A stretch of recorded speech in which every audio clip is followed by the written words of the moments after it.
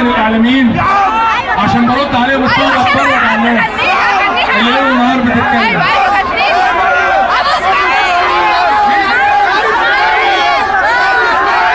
نجيب طويرة ده انقاذ الجماهير والله.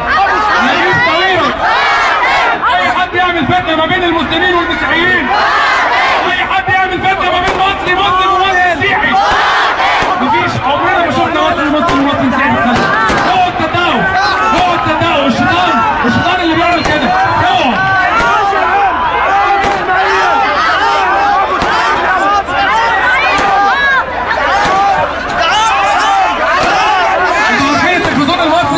التلفزيون المصري ما بيذاعش اي اغاني وطنيه اللي تحمس وتزيد الانتماء. دلوقتي ما بيذاعوهاش.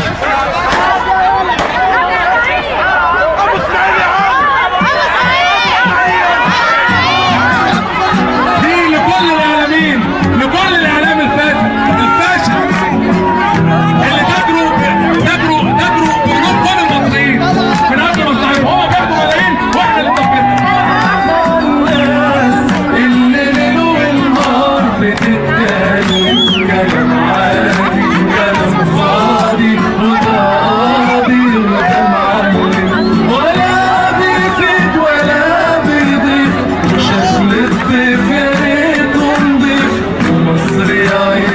مجروحة ومذبوحة وبتتألم وبتفرج على الناس اللي ليل ونهار بتتكلم كلام عادي كلام فاضي وده قاضي وده معلم ولا بيفيد ولا بيضيف شكل الضيف يا ايه تنظيف مصر يا عيني مجروحة ومذبوحة